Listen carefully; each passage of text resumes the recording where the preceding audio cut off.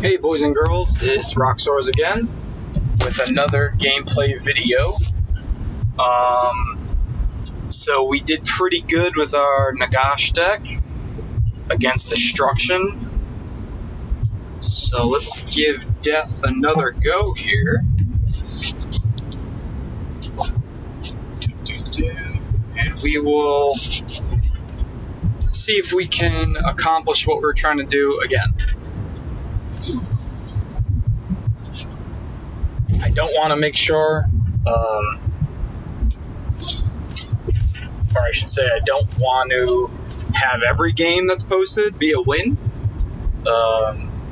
It's kind of just the luck I'm having right now, which I'm not complaining about. Though I think the first time we played Valkia, we had a rough draw and really didn't get much action, so we tanked that one, but we came back strong. Alright, so definitely not going to be a mirror. Seems like it's going to be one of those typical Mordant ability. I'm kind of assuming across from Nagash here, we're going to see the Ghoul King. So kind of play into that.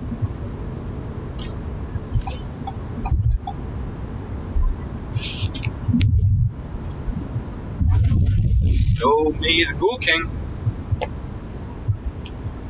Not that guy. Oh, alright. Maybe not. Alright. So, I have a similar deck with Vampire Lords, which I will be playing next. And I pluralized it because I used two of them. But, so this might be the same thing. Kind of control-ish. A lot of removal, so kind of what we have to be on the lookout for. Much like the last game, we'll get things started. The Mordant guys typically want to play a Mordant and get some heals, so they don't really want to play removal. So we'll play to that. And then we will get Nagash start rotating.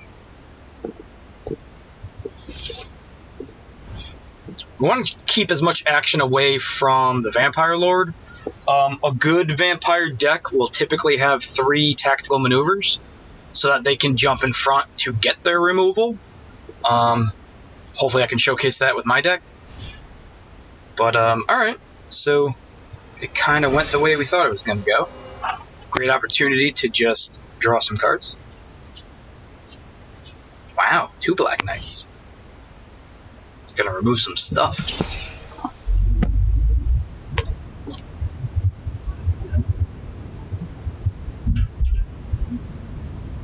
Alright, I expect more Mordants here.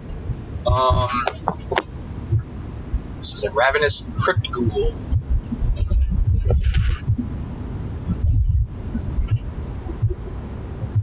So I'm kind of hoping that there's... I feel like in Death specifically, the different tropes. I guess I don't need 2 of these right now. I can always get it back.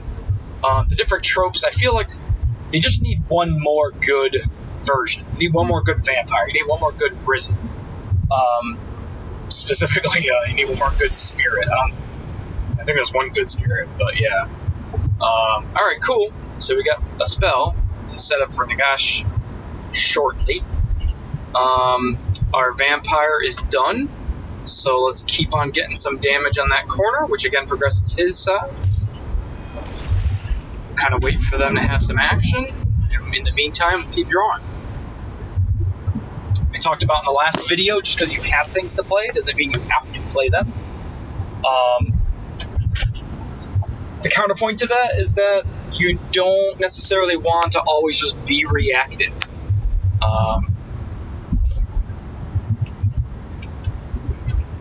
You know, if you're always one step behind, you'll never win. So, okay, he's got some stuff going now. This is great because we can devour on the end here to progress that quest. I want to get as much damage from that unit as I can. And this also brings our Black Knight back from the graveyard, I believe. Oh, maybe not. Okay. Did I not discard him? Oh, it went to the deck. That's why. I always forget that it goes into the deck. I want to make Frightful Strike better than it actually is. Alright, so we're done with damage in the middle on the Nagash, which is good. Let's get rid of this big guy. I'll take the 1 damage, but I'm not keen on the next 5, so if we can get rid of it, great.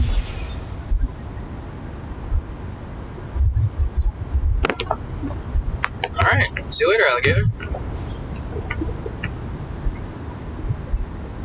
Also sets us up nicely that his Crypt Ghoul, right? Did I get that right? Yep. Crypt Ravenous Crypt Ghoul is going to rotate off on his turn. We will make it so that he has to put a guy in front of us or risk losing more cards.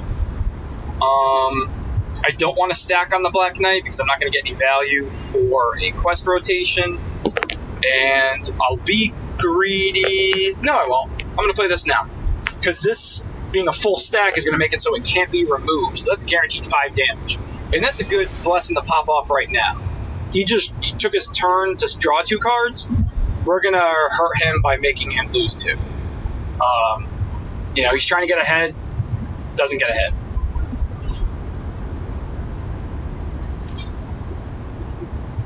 Alright. So this corner now, because it can't be removed, it's a full stack, is going to guarantee us 5 damage at least. Once again, he has to put something in front. Oh, alright. Maybe he's got another one. Maybe he doesn't care. No, alright, there it is. Yeah, interesting placement, I suppose, because you can't remove. Okay. That's fine.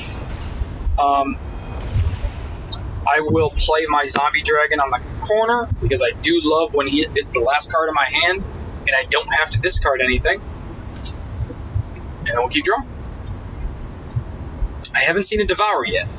I expect the zombie dragon to not be long for this world. So.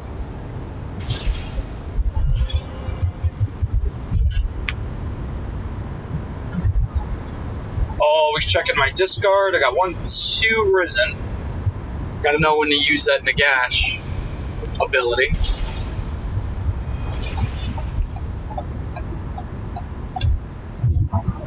Alright, so we got some damage off with Zombie Dragon. No opposing threats, and we got him to 11 life. So let's draw some more action here. Mitigation and removal. No complaints here. Yeah, he got a little more action too. Okay. Alright, yep, Zombie Dragon is gone. It's okay.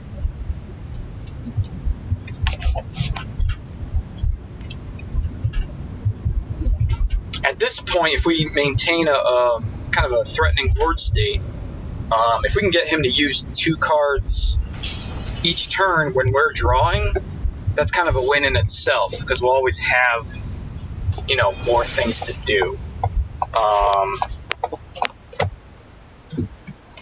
We will play this just centrally, because I don't quite know.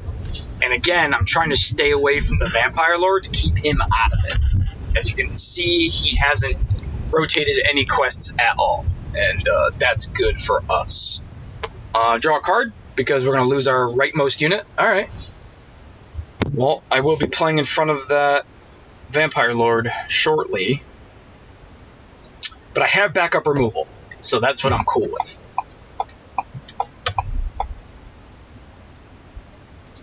Yes, my chauffeur is using their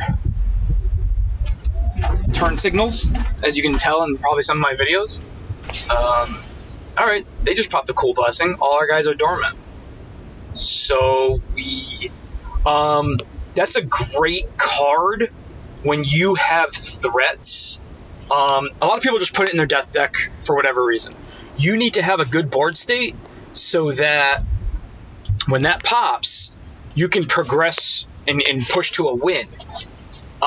Some people see it as like oh cool, I can catch my breath and kind of come back. There's other blessings that do a better job at that. I see it more of like what an aggro deck wants, because you want to move forward. We are going to lose our mitigation, which I'm not sad about. So I'll just draw 2. No reason to devour it. We're not, we're taking 2 damage and losing a card that isn't doing anything for 3 turns anyway.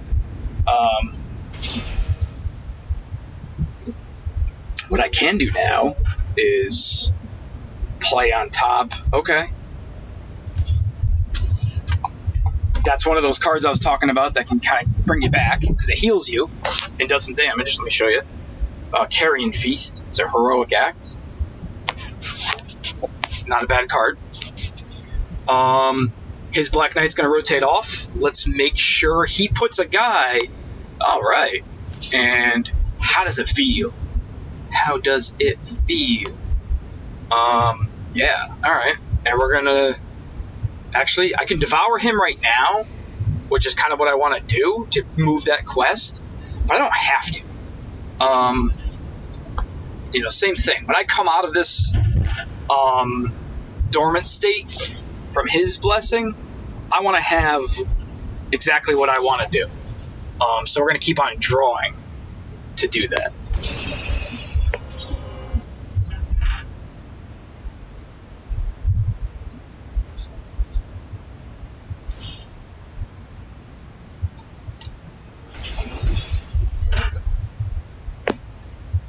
Okay, he's got one more turn. That's going to rotate off on his turn. So,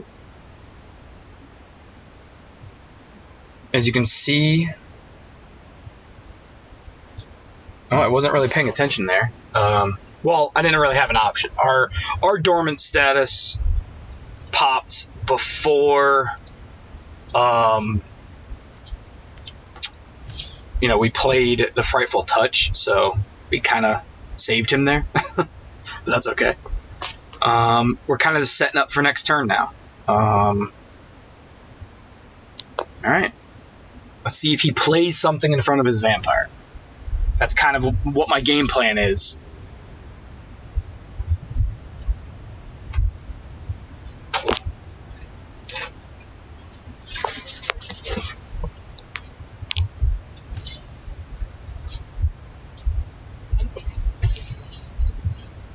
Alright, yeah, just gotta get some health back.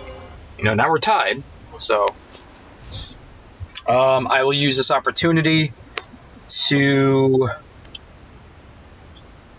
Yeah, we're losing our guys, I'm going to remove, because again, it's not that I don't want to take 4 damage, that I'd rather progress my quest here.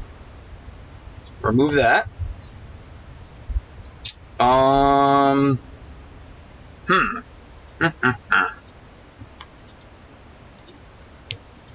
Put that back. And now, I don't see a reason why we shouldn't just heal some.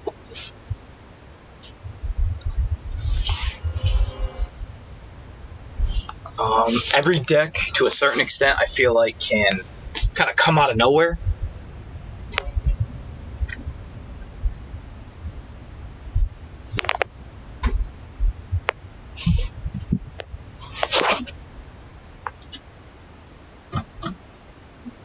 I assume he'll use his blessing one more time. Alright, no, he needs cards, yeah. Yeah, we're in the thick of it now, buddy. Alright. So, get some damage, got some healing. Good trade. I want to make sure I get that last 4 damage. Not trying to be greedy or anything like that. What I am going to do, hit my once per game here. I'm going to pull...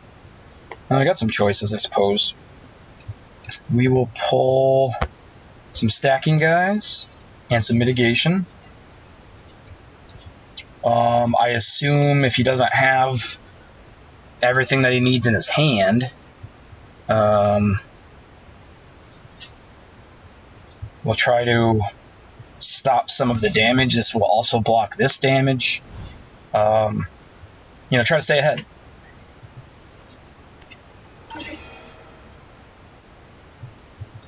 Bounced. 8 to 14. It's a close one. It's a close one. And we got to remember, too, that these guys, when we drop them to 5, so we kind of want to do a big swing, if at all possible. We'll see if we can do that.